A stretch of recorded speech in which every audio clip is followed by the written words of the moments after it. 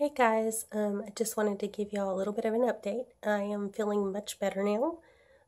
Friday and Thursday I was running a pretty good fever, about 101, and but I'm feeling much better now. I'm still a little congested, but I feel tons better. um, this video is going to be about multiple sclerosis. So I wanted to come on and kind of give some of you, because I know some of you don't know what MS is.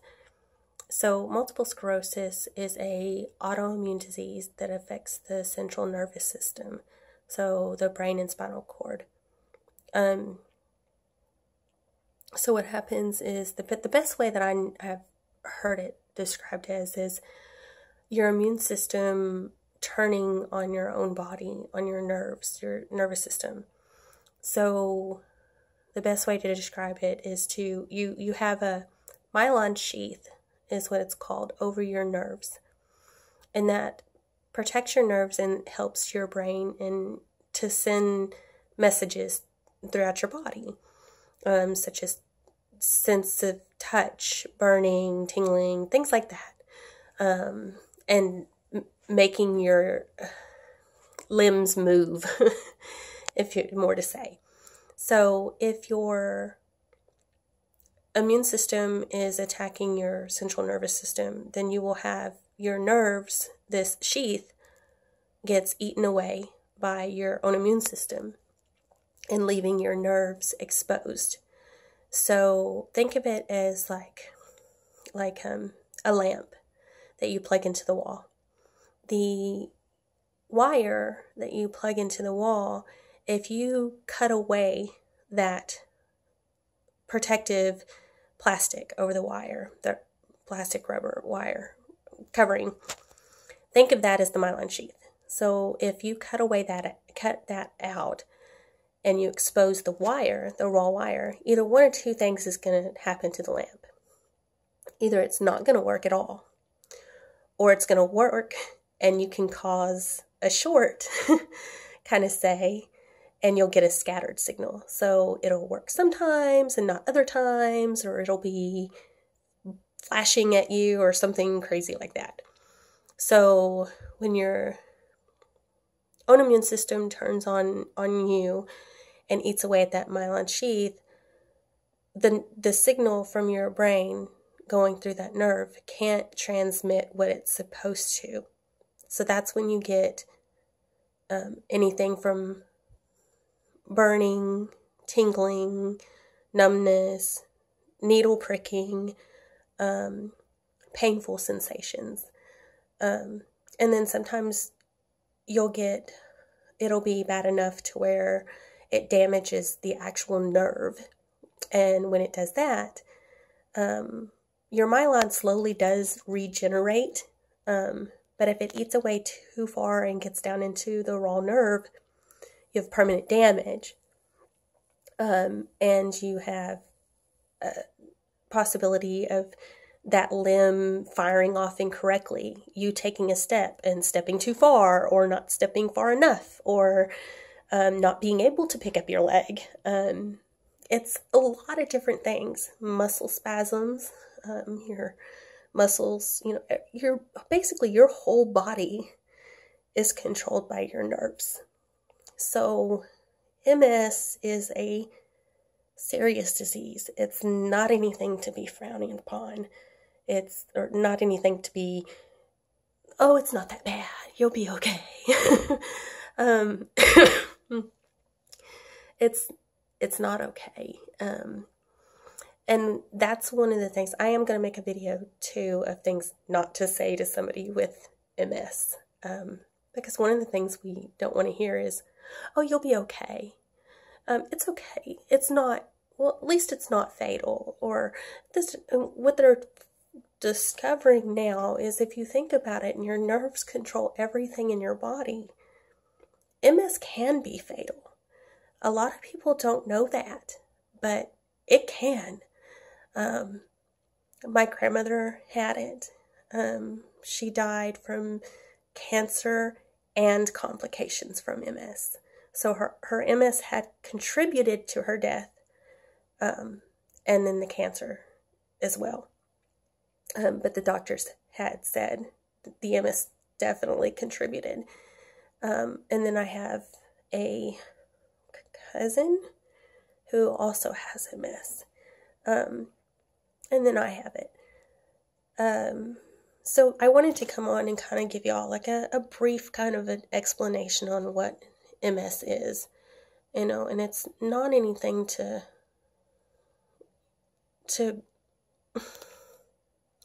treat as a common cold. That's the biggest issue that I find, is that there are a lot of doctors who they don't treat it very seriously. I feel like a lot of people, even not doctors, even regular people, treat it as if it's something that is going to correct itself. This is not a corrective disease. This is not something where you can take a medication and cure it. It is not curable. It is a very devastating disease, and it's not something that's going to go away, unfortunately.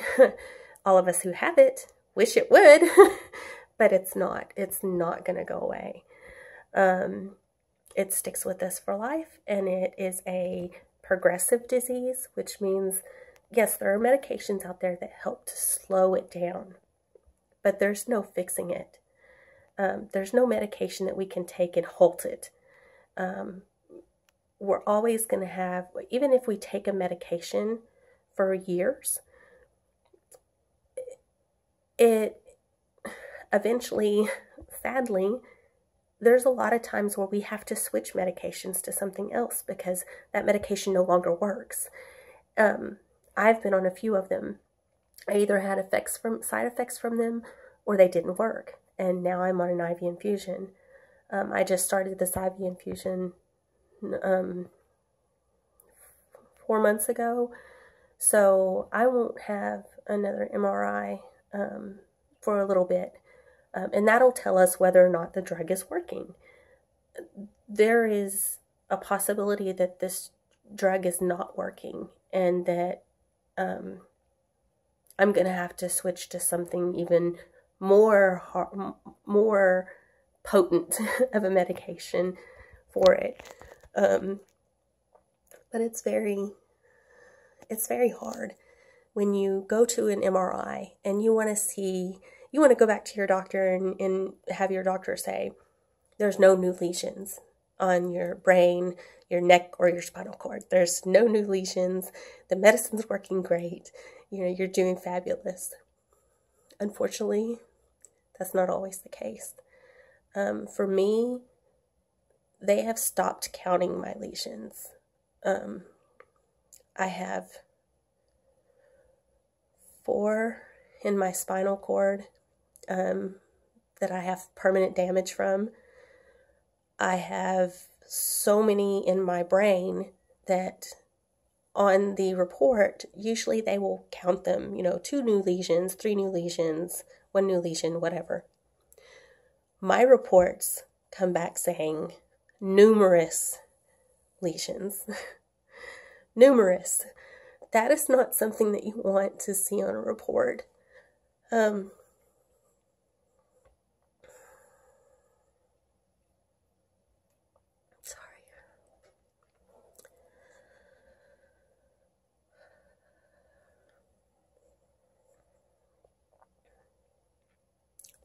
Unfortunately,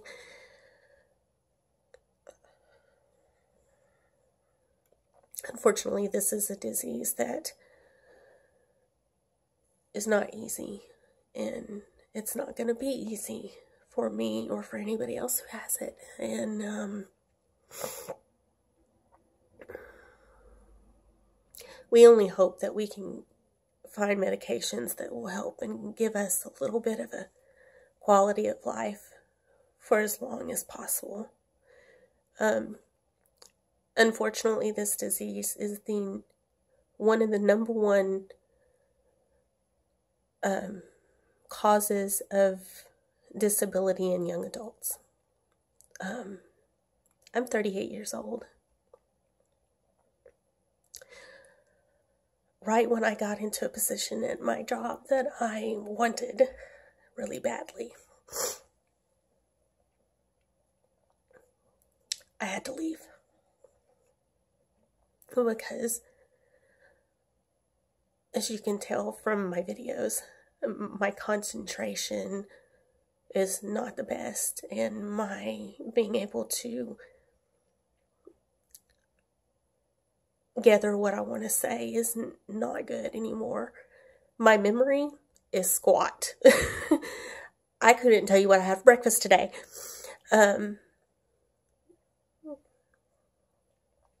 But I did want to come on and tell you that. I am feeling better. I still have my doctor's appointment to go to, but at least I'm not running a fever anymore. I'm still really congested, but 'tis the life we lead. I will come back on and try to get some notes put together. Maybe that'll make it a little bit more easy. Problems with making notes and MS and memory issues is I write one thing and then turn around and write it back down again, and then I'm just repeating myself anyway, so it's not going to make a big difference. But I did want y'all to kind of understand what this disease is doing to people like me, what it's doing to our bodies, that everything in your body is controlled by your nerves. And if the myelin sheath is not there protecting your nerves, then you're getting a scattered signal to whatever that nerve is controlling. I have permanent damage around my chest from what's called the MS hug. That one is not one to play with, I'm telling you. It takes your breath away. I had a burning sensation wrapped all the way around me. It felt like somebody had the rebar, the best way I could describe it, the rebar that they put in concrete. It felt something like somebody had heated it up to bright red and was able to bend it and squeeze my whole entire chest with this metal as tight as a bear hug. And it literally felt like my clothes and my bra strap was melting into my skin. Nobody could touch me because it hurt so bad. I cried every day. I was out of work that time. That was a few years ago. For 6 weeks. Trying to recover from that flare. It was horrible. And then I went through it again about a year ago. And the second time did me in and to cause the permanent damage. So now I have constant burning on my back. And the front of my chest burns slightly, not as bad as the back, but it's very numb. So I can't feel it. I can't feel it very much. My feet are on fire all the time. It's like walking on hot concrete, like in the dead heat of summer, August in Texas, and go barefooted in the concrete and stand there. And that's what my feet feel like. It's extremely painful. And when you feel that every day, I don't want to say you get used to it, because you never get used to it. You learn to cope. You learn how to deal. I'm on medications to try to calm down the burning. Can't say that it's working very well. She upped my dose, and I still have burning. I'm on depression medications. An area of my brain that controls my blood pressure is damaged, so I have to take blood pressure medication now. What else am I on?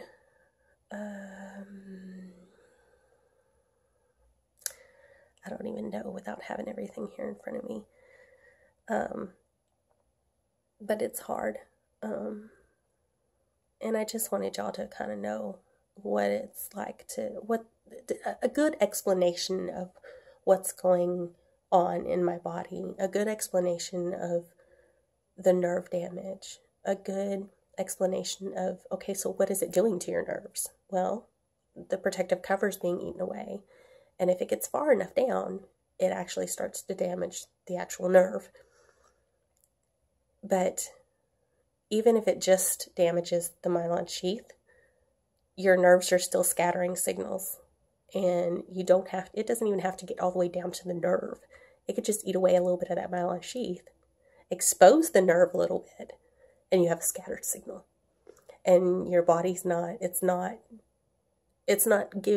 telling that area the correct message from your brain. So I wanted to give y'all that and kind of let y'all know that I am feeling better. Not 100% yet. Usually when I end up like this, it usually takes me a couple weeks to get over. It usually turns into bronchitis, and my cough definitely sounds like bronchitis. And so we will see. But I'll let y'all know. I'll make another video on Tuesday and still let y'all know what the doctor says. And I hope y'all all had a wonderful weekend. And I hope my explanation kind of enlightened some of you to. I know some of my subscribers have other illnesses, other chronic illnesses, and they don't really know too much about multiple sclerosis. So maybe this helped them to learn little bit about another chronic illness, since I really love learning about other people's chronic illnesses. I don't wish chronic illnesses on anybody, but it's nice to know that there are other people out there that may not have the exact same illness as me, but they're still fighting just as hard as I am. And we're all going to fight together in whatever illness we've got. And everybody, stay MS strong. And if you have a service dog, stay MS strong with a service dog. Talk to you later. Bye.